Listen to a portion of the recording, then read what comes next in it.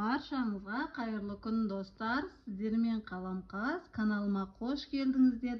Бүгін сіздерге үй жағдайында шашпа палаудың рецептімен бөлісемін. Алдымен бізге қажетті заттар: сәбіз, ет, пияз және де сарымсақ қажет. Алдымен еттің кез келген түрін қолдансаңыздар жарайды. Мен жылқы етін қолдандым. Алдымен сәбізімізді турап аламыз. Осылай ұзыншалап барлығын турап шығамыз.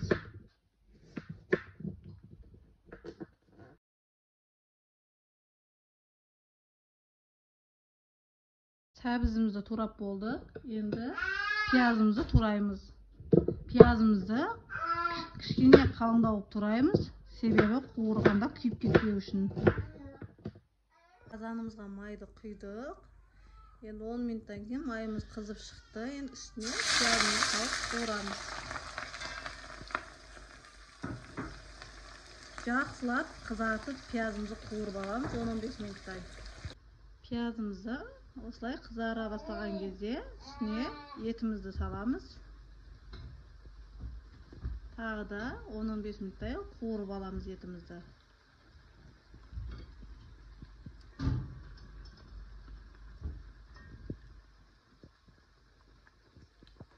Етімізде осылай қызартып қуырып аламыз. Палауларыңыз қып-қызыл болып шығу үшін осылай қуырасыздар. Енді үстіне сәбізімізді саламыз. Тағы да 10-15 минут қуырып аламыз.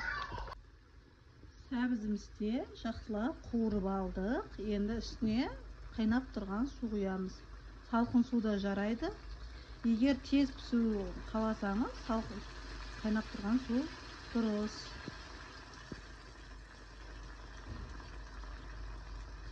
Жасап жатқан күріштеріңіздің шамасына қарай суды өлшеп құясыздар. Яғни мен 1 кило күрішке 1 литр судан артықтау құямын, себебі қайнаған кезде кішкене суы тартылады. Егер де сіздер жарты кило күріш демдейтін болсаңыздар, 700 мл су құясыздар, яғни 200 мл артық құясыздар. Себебі ет пісіп шығу үшін біраз уақыт қайнайды, сол үшін суы сырғиды.